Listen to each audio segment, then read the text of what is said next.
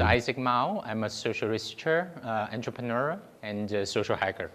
So I'm here to try to introduce one of my projects called MusicCoin. It's blockchain-based new generation of music business. It's a global one to serve indie musicians all around the world.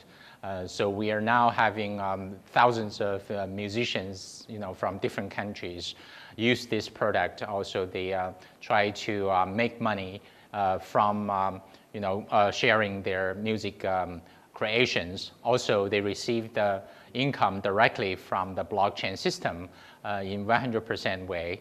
Comparing to the traditional industry, they only get 10% of their, part of this revenue sharing. So we really gave musicians a new opportunity to make sure they can make money, make life from new technologies instead of being kind of exploited by the traditional industry.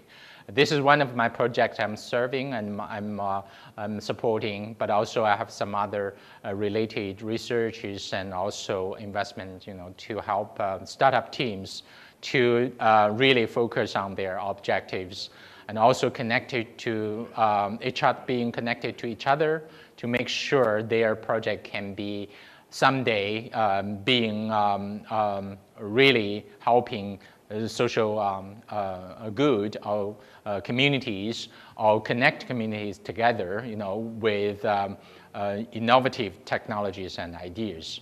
So the main slide, I'm focusing is trying to encourage the entrepreneurship from different communities, from diversified, a combination of team members. Because, for example, my project has a global team. I'm not even seeing most of the members, but we collaborate very well and make it really something really significant happen. Good afternoon. Are you good? So I'm very happy to be here, to share this so-called new technology, disruptive technology, the biggest innovation since web. But there's a lot of myth and misunderstandings. I want to maybe give some kind of insights because those insights not only from several single persons or group of persons, from a lot of people, experienced in the past 8 years, let's say in this way, from since the Bitcoin was created and started to be adopted, and then started to become a phenomenon, globally connect all the people, in different countries. Almost all the countries today, what I see is that they are connecting to Bitcoin in some extent. So can I ask a little question? Any one of you here ever used Bitcoin? Okay. A few of them, not so many. Used. Okay. Of course, everyone heard of Bitcoin already, right? So does anyone believe Bitcoin is a scam? Believe. Not a complete one. Somehow, yeah.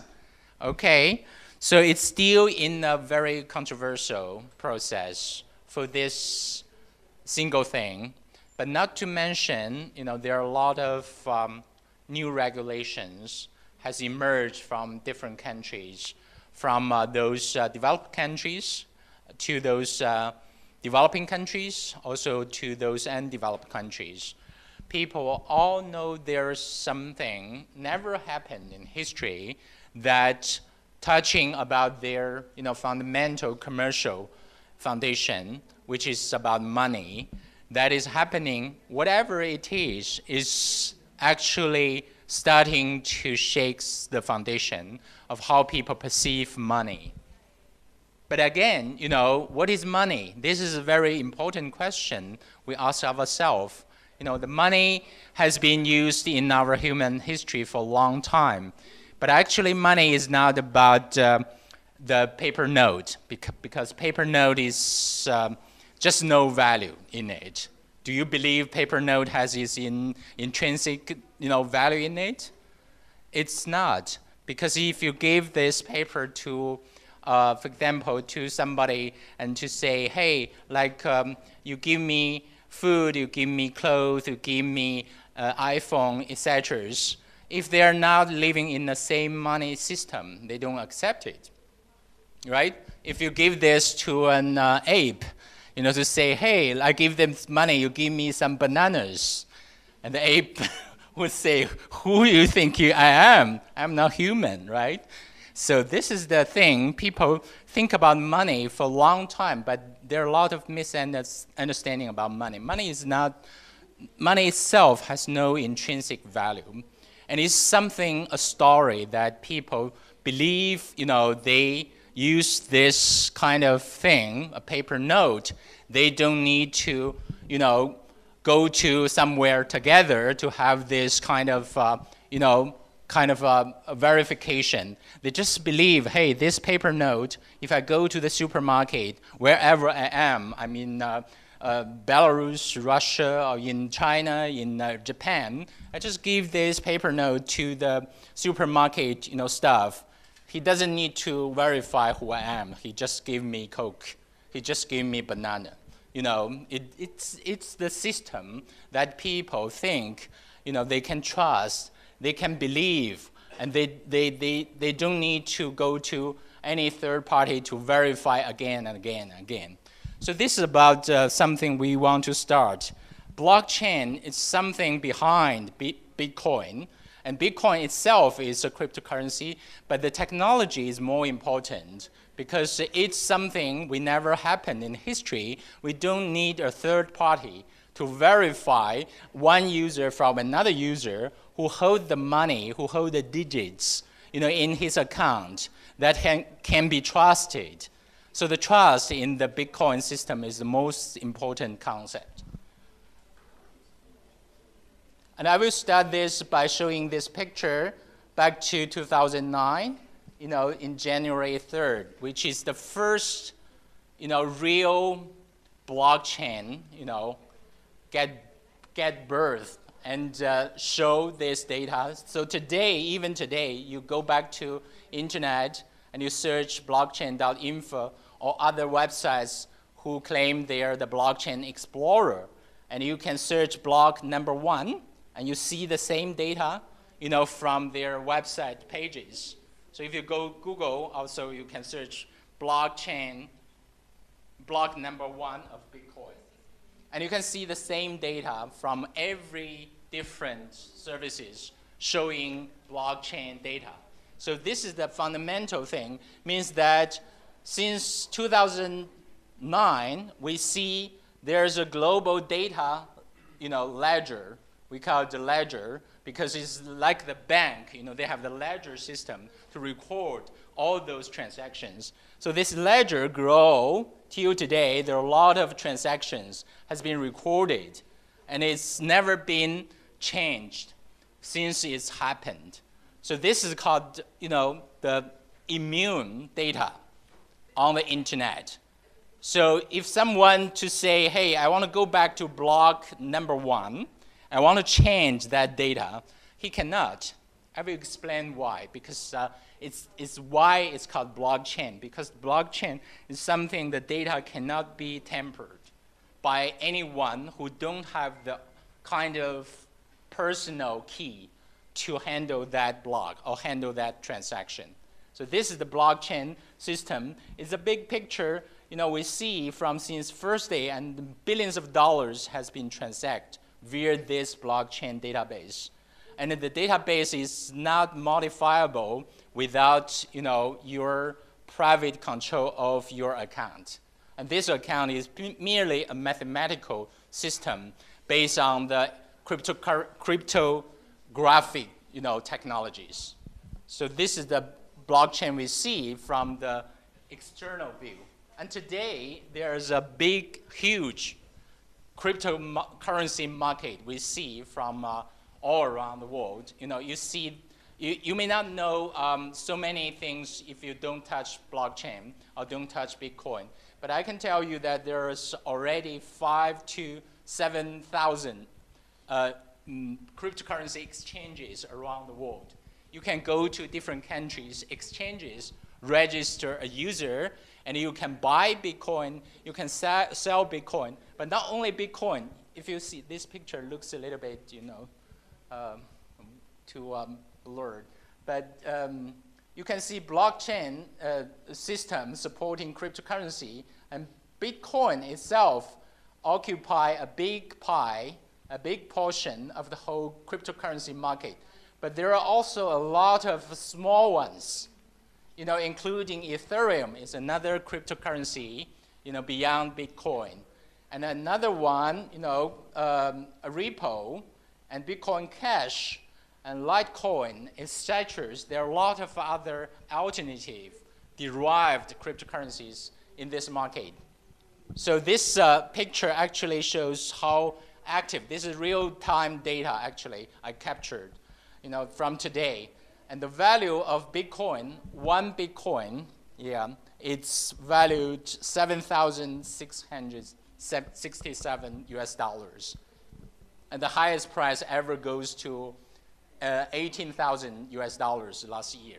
But it dropped to this price after some fluctuation. So it's a very much kind of financial thing already. It's like a gold.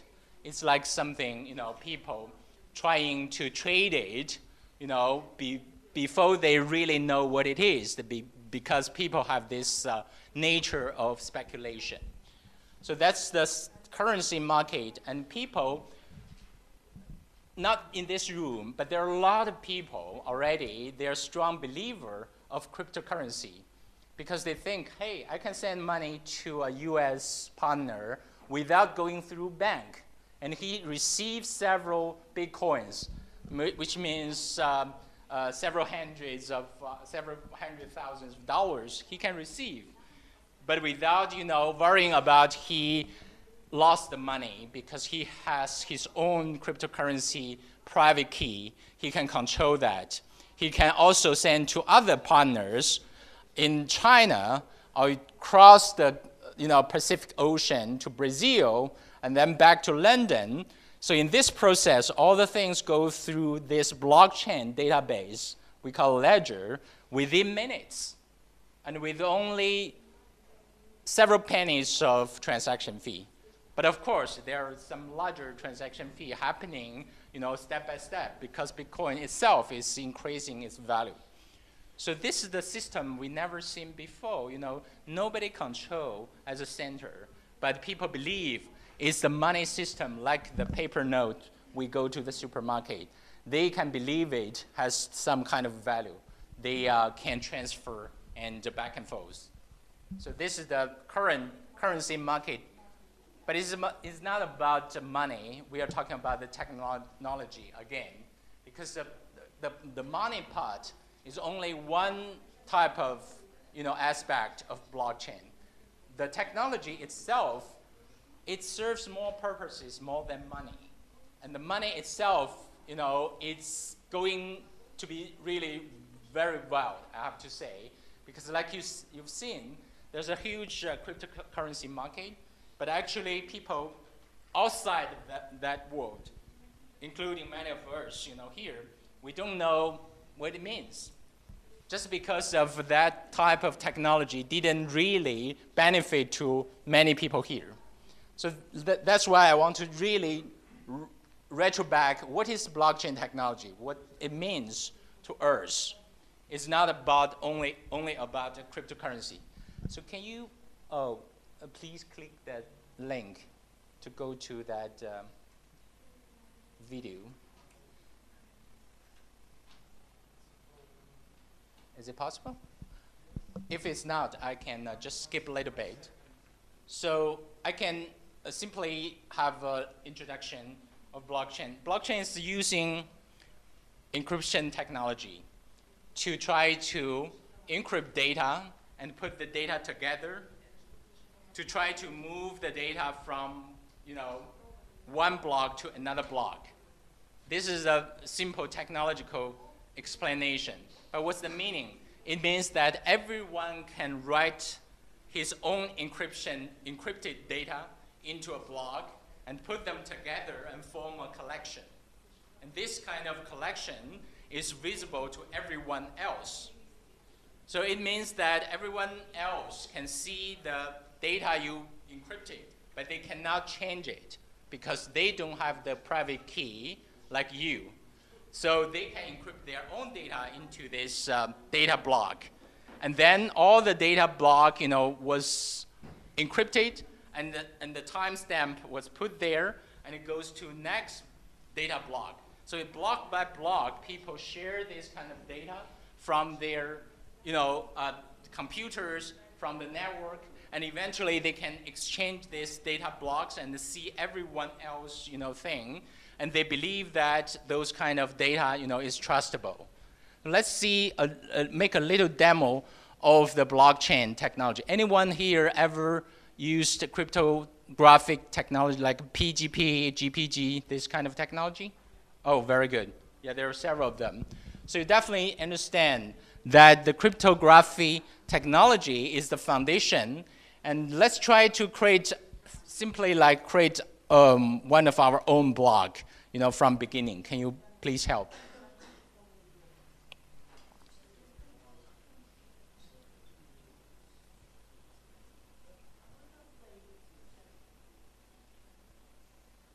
All right.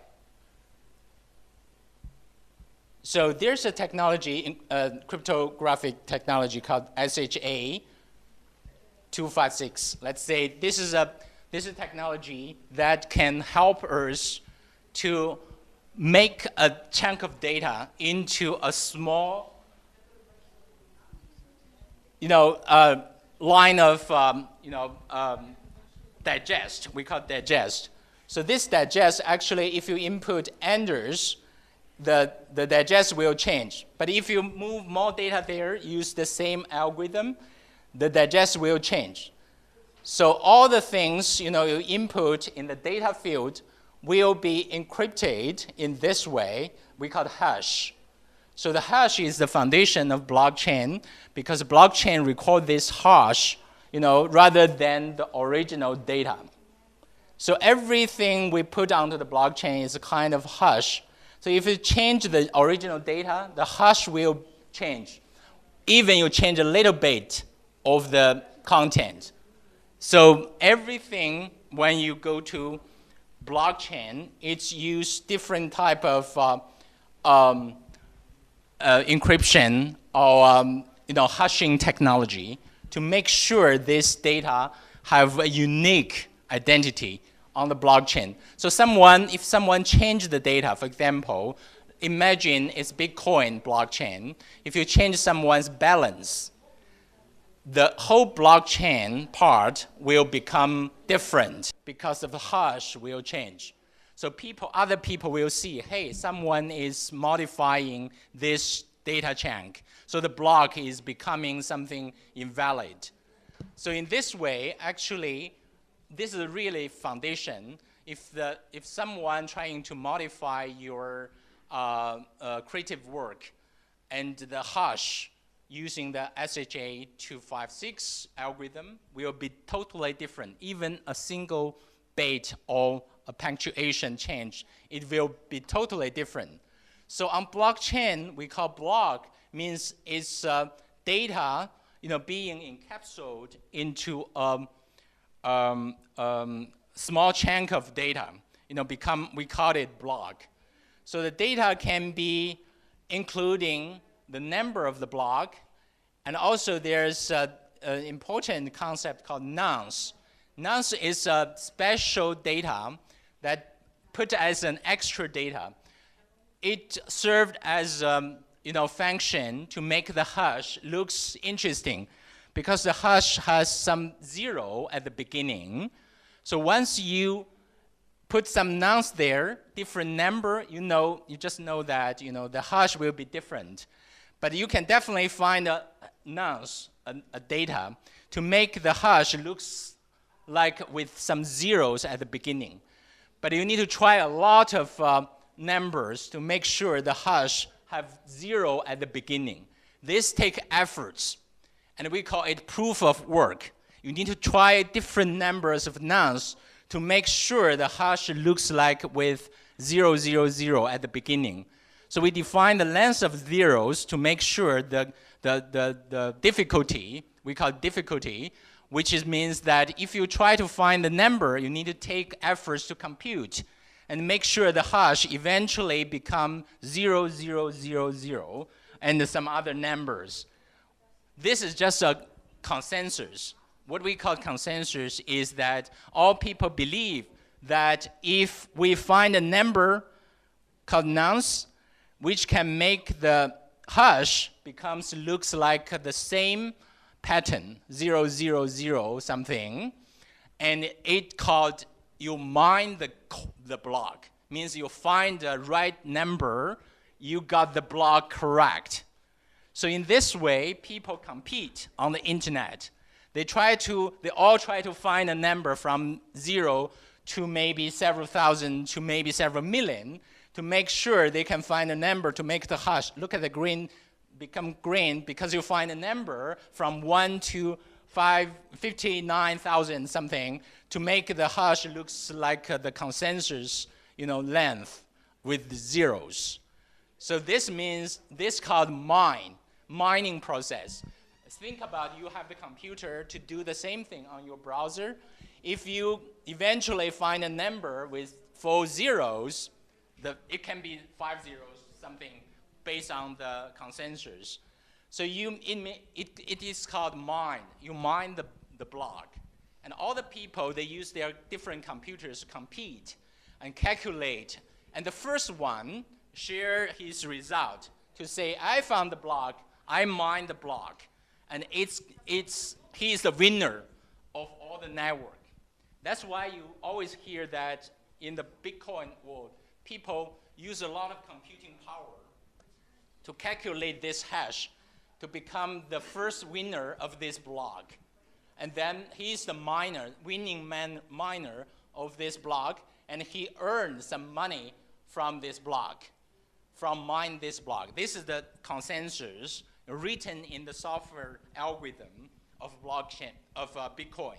The same to any other cryptocurrencies. They all define their own consensus. And all the people download the same software, and they try to talk to each other, and some people win, some people lose. The lose party won't get the rewarding of the music, Bitcoin or music coin or Litecoin, and eventually they actually waste those type of energy because they didn't win. They just waste money, waste energy. And that's why Bitcoin today, global mining power has outpaced a whole country like Iceland, who using the electricity.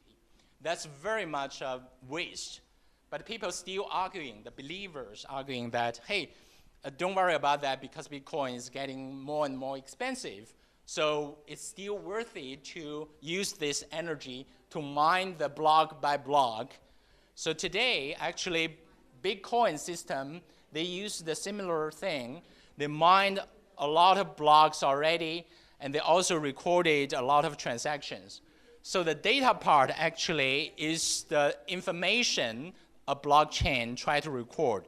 It's something the transaction data will be put into there and share with other peers. And other peers will mine it and eventually share with all the people. And all the people keep the data. So blockchain is something that everyone keep a copy of the chain data, the whole chain data. So from 2008, since Bitcoin was born, actually you download the Bitcoin client, a software. You are participating in the mining process, but most of the time you lose because you don't have the supercomputer power. And also, you need to keep this whole ledger, whole data.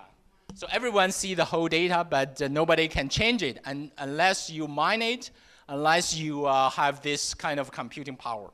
So this consensus is the real essential thing of blockchain system. It means there's a new level of people or computing things happening in the world, which is different from traditional business model or other applications. For example, let's think about our projects, presenting here. We really don't need this type of computing power. We just try to use database. We just try to use a centralized database, and we define some business logic. And beyond that, we define this user interface and let user to come to use our application, right? So this is the normal thinking. But in this system, the blockchain system is very much dig into underground. It's not the system upground we see, what we are trying to define. It's underground that many people use computers to compute, but not serving any purposes. It's just serving data sharing and calculating, this type of purposes. But it really, what's the meaning of this? So that's something I want to share. Excuse me. Don't worry about the technology. If you really want to know more, I can have some small talks later. I'm saying that blockchain, because of this kind of capability, the hash calculating and modification is actually very difficult to change if you don't have the private key, because even a small length of encryption is very hard to be decrypted in mathematical theory. It's very much different from some simple data operation.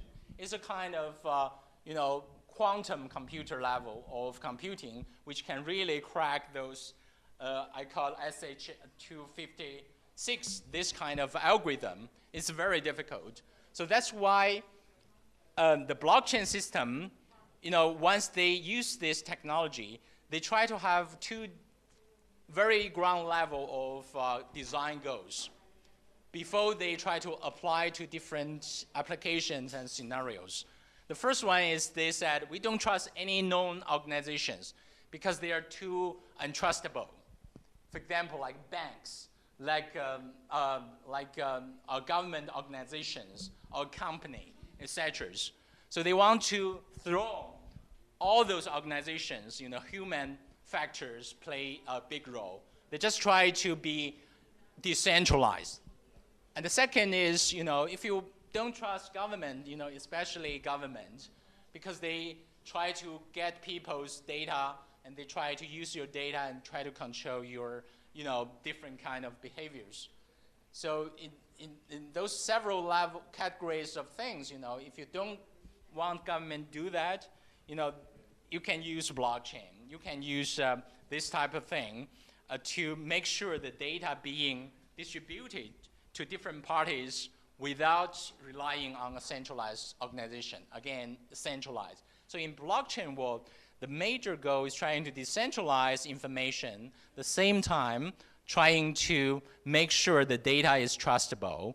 So that's what I said, like on Bitcoin, transaction, I don't need to know who they are in the other end. I just know we have this deal to make some money transferring. So I'm very sure that if I send the money to there, they will receive the money, and then the deal is done, and the transaction fee is very, very low. So the design goals of blockchain seems very ground and very, very promising, from many digital utopians view. But again, there are many things we are seeing not so ideal. Until today, I started to realize that, this technology is promising. It's so-called biggest advancement since, internet, because internet promises us a lot of things. As Tim Berners-Lee, the inventor of World Wide Web, said, right? So internet is supposed to be decentralized, supposed to be censorship resistant, but what happened? So there are a lot of things being centralized, being aggregated, to some organizations. Until today, we have lost a lot of important things in our human culture, like journalism. So it's a kind of dismay to us. The promise of internet didn't really fully realize before is already being sabotaged. So that's the thing. We are talking about blockchain today because it has a high level of promise. But again, this picture, I think, is very much showing what's happening today. I'm trying to, before you really get, some kind of addict to this new term, I'm trying to pour some ice water onto your head, So actually, there are a lot of apps boasted by those cryptocurrency, traders, makers, etc. And some projects, they never delivered. And but also there are some hopes, we can see. So if you are trying to define some projects, later I will see how can you judge that. If you try to cross the border, if you try to utilize the computing power, distributed, in different places. Also, you try to disrupt some industries who is really, not doing well in their history or maybe current situation. You should try to consider maybe blockchain is kind of a selection in your mind.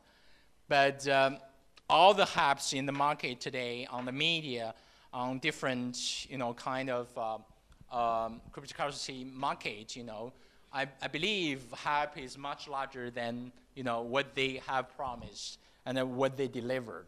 So this picture is most of the project, doing in the past 2 years, they do ICO. ICO is kind of a term called initial coin offering, because somebody copied Bitcoin. Let's say we have a team here. I'm very sure I can do it, today. If you want to come to me to say, hey, let's create a new Bitcoin.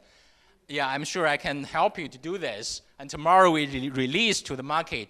When we do ICO, called initial coin offering, and we ask people to buy this coin, and then it goes to market and started to be speculated, and the price could go up or could go down. But many, many projects, they do ICO, they have a white paper to start, like a business plan. If you have some kind of longer experience back to 1990s, you still remember the business plan of .com. Raised a lot of money that moment, but most of them, eventually disappeared.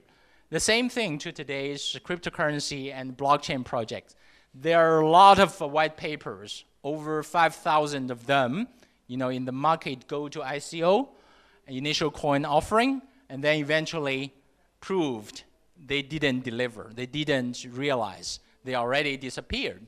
And the people even don't know who they are, before they are already, out of this, our view. So this is many projects is doing so. But I want to remind our teams here is that, we do have a lot of promises as well in our own, kind of envisioning process.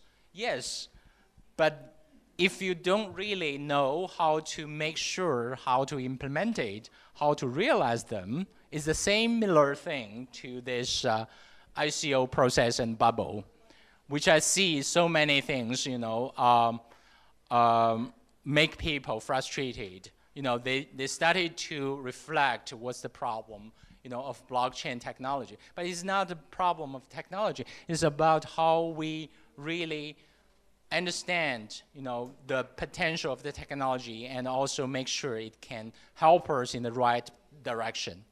So we don't want to, let people here to recklessly choose blockchain, but then, following the same path and eventually, being really undeliverable. So I want to see how possible I can be a technical advisor to people. If you want to have some kind of ideas, you want to connect people from different places, you want to decentralize something, which may be possible, you can use blockchain. But maybe, I can give you a glimpse of, review to tell you, hey, maybe you don't even need a blockchain. You just need a database. You just need some verification from different parties, right? So this is something I think today we have very clear, understanding and judgment whether you need a blockchain or not blockchain, whether you need an ICO or not ICO. But let me share again, ICO is a very creative idea from my understanding because it's totally changed the capitalization, how people raise money. I believe many teams, I didn't hear, but I believe many teams, in the market, they need funding, they need money, they need how to make sure they have continuous, kind of blood to make sure their projects, sustainable. But the real sustainability comes from your model, comes from your idea, and comes from your team. This is why I'm very careful to suggest whether you use blockchain or not. So here's a very good guidance from World Economy Forum. I attended once, also shared some of ideas there to contribute this guidance. There are 11 questions you need to ask yourself before you choose blockchain as your infrastructure. So I only list some. So you can, I will share this slide, and then you can ask those questions. For example, the first question, are you trying to remove intermediaries in your industry? This is a very first important question. And it's also the project I was doing, and I'm doing, it's focusing on removing intermediaries. This is the first question. And also, are you working with digital assets or physical assets? They're very different. For example, like some logistic system, they are dealing with the physical stuff, and you need something, really need the gateway to connect these physical goods with the digital, encryption thing I just mentioned. So you need to identify this physical goods itself has the way to identify itself, verify itself. Otherwise, there's no meaning because you don't even know if the physical good is linking and associated with the data you are trying to record it onto the blockchain. So there are so many different judgments. So eventually, maybe yes, no, yes, no, yes, no, and eventually you may decide whether you need a blockchain solution.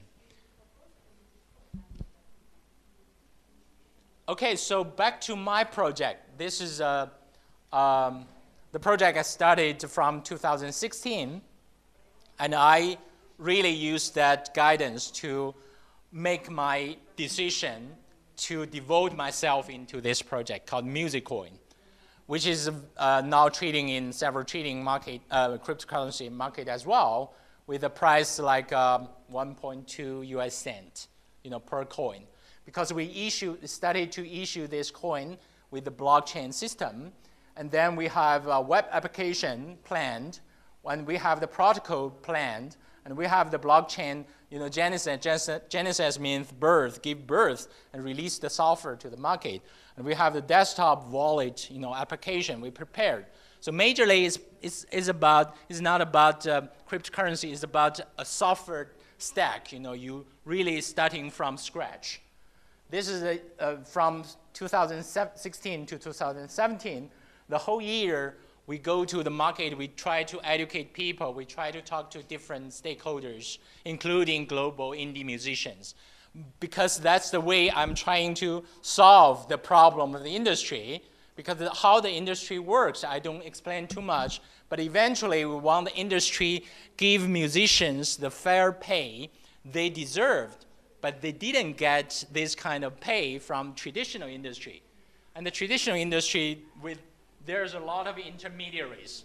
That's why the first question is asked whether you want to remove those intermediaries, because there are a lot of intermediaries in music industry, which if you are a musician, and if you want to receive your money from the users, you need to go through like more than 11 organizations, different type of organizations to receive your money. But what's the percentage of the money to musician? From labels to music services like Spotify. If Spotify receives users' money and eventually goes to musician, and the musician get only 11%. of the whole money received from the end users. And that's only the major musicians, because there are also discrimination in the pricing. So if Taylor Swift, she can get about 70% of this whole revenue model. But if it's an indie musician never been very famous, he could only receive 10%. So only 2% of those musicians all around the world get well served and become celebrity, become rich. But not all those 98% of musicians. So that's why we want to really change that. We create 2 protocols in our music coin system using blockchain.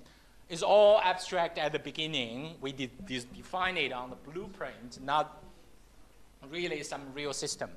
So the first protocol we call pay-per-play.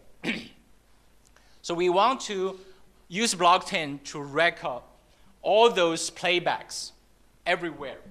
If we make the blockchain open, if we can record, music works, recorded, encrypted on this blockchain system, if everyone accesses it, we record once as a pay-per-play, and then pay back to the musicians in the distribution, which is set by the musicians, managers of their groups. So to give, for example, like guitarists, 25%, singers, songwriters, 50%, and drummers, whatever you have, in your band structure or your stakeholders. So we make this like a digital contract. Also the data, put on the blockchain.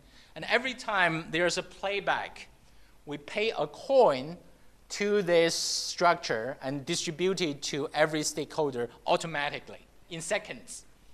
So if this happens, we won't see that the third-party intermediaries would cut the profit in between.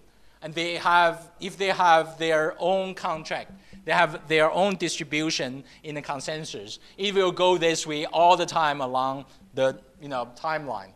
So that's what Music Coin is trying to define. This pay-per-play ruled on the blockchain. Nobody changed it. Once you release your works on this blockchain, it's there as a data structure, put onto the blockchain. And once people played it, one coin paid, and it will automatically be distributed to all these stakeholders. So that's the design goal. And also back to the this system. We have collected 5,000.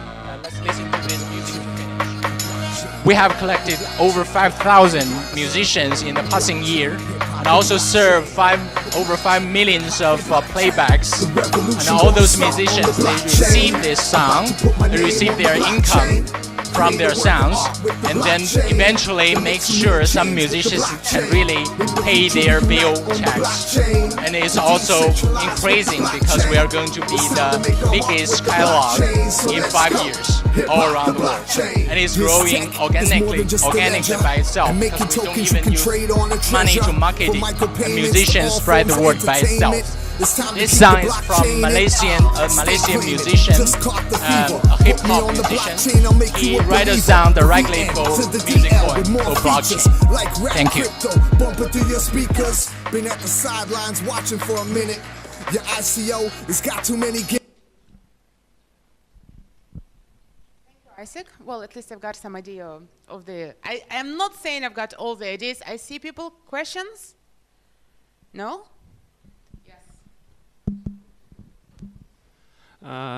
Thanks for your presentation. I absolutely agree with you that blockchain technology is absolutely cool. But do you really think that Bitcoin as cryptocurrency will be the only one in the world? Because we all know that there is a lot of problem with consensus algorithm that use Bitcoin. It's a proof of work. So many blockchains project for now try to solve this problem. So my question, will Bitcoin stay the only one cryptocurrency in the world? What do you think? This is a good question.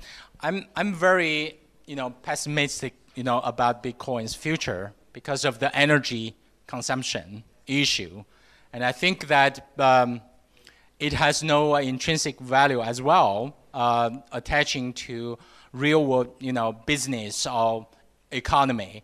That's something I'm really worrying. So I agree with some economists like Paul Krugman. He said that Bitcoin could go back to zero if there's point that the tipping point is the energy consumption cannot sustain the price speculation, and the supply, because Bitcoin supply is limited, is 20 million Bitcoins totally will be served with the consensus, with the software designed by the anonymous inventor.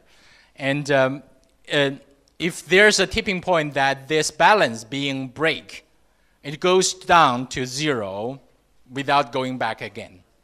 Because the previous is going back from several hundreds of dollars, several rounds, and then back to several thousands. That's because of the mining effort is not as huge as what we can see in the next few years. So I'm very, very conservative about the future of Bitcoin itself. But again, there are some other replacement is coming, right? So we see that Litecoin, we see Bitcoin Cash, we see some other cryptocurrencies. They're using in different areas, using altered algorithm to make sure they have lesser like energy consumption, etc. Also, some people in rumor that Federal Reserve in US, they are trying to issue their own cryptocurrency to attach with US dollars, and the value will be paired to each other. And this parity will give people some kind of confidence about blockchain-based cryptocurrency. But to Bitcoin itself, I see it's going to some kind of dooming fate. Hey, nice presentation. I have such a question. How can I, for example, use this music coin, and can it be only I can only buy it, or it's also possible to mine it? Or? Oh, you can definitely buy it from some markets, but I'm not advocate of buying this coin. I'm saying if you're a musician, if you have a musician friend, if you're a creator, you can definitely use it to make your own revenue from earning from this system. You don't need to become a trader. The trader is very risky because you trade high, maybe you sell low. It's always happening. That's part of the amazing part of the blockchain system as well. Your stakeholder may not really know what you're doing, but they just speculate your coin, your price, etc. Also, the miners, the same. You can mine music coin as well, but you don't even know what the system are doing. What's the purpose of your mining? But I know we have several thousands of miners all around the world. They buy the GPU graphic card, put it into a computer to mine music coin, but they don't need to understand what is music coin. They just see the chart to see, hey, this one could make me more money. And that's interesting because they're from maybe it's ever the first time that a system with a lot of stakeholders, they don't even know what the system is serving and doing. They're beyond the traditional definition of users because we define users as the people use the system, right? But they're not. They're just some kind of underlying people. They use computing power. They use trading tools to make money from the system. But it's also interesting. Maybe your system, think about that. Maybe your system, if you really have the bold vision, serve the global users across the region, and you want people to know it, and also you want some people that even they don't know what you are doing, and you can still get a strong support from the market. That's why the ICO thing, if you heard of this term, they really, some ICO project, they really loot a lot of money from the market before the market knows what they are doing. It's like crowdfunding. Many crowdfundings, maybe the users, the founders, they don't know what the project is about. They just give money in, right? And eventually the project may fail 50% of the chance. One more question, it's interesting. So I work with Creative Commons licenses. That's why it's interesting for me. How do you deal with copyright issue? For example, is it something like a license that a person who put his or her music should sign or whatever? Yeah, that's a great question because I also worked for Creative Commons back to 10 years ago. Yeah, I set up the first project in both Hong Kong and China.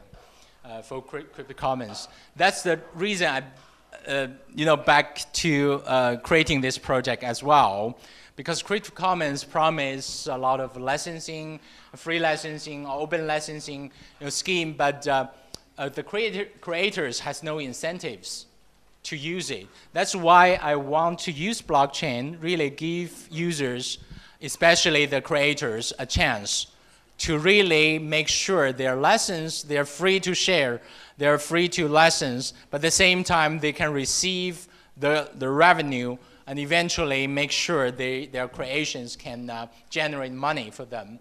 So that's something we are very careful. We need to define the real creators. So that's why we verify musicians who upload their songs first. And they need to provide their Twitter account, social media account, SoundCloud account, and even Facebook label, certification, etc., to prove they're a creator. That's why we get a little bit slowed down when we try to fight with copyright issues. We don't want people upload like another Napster back to 1990s. Napster has a big fight with the industry because the industry can easily crash it down with the copyright law. But now it's musicians, they directly license and share their content with smart contract, we call it smart contract, to license to the whole market.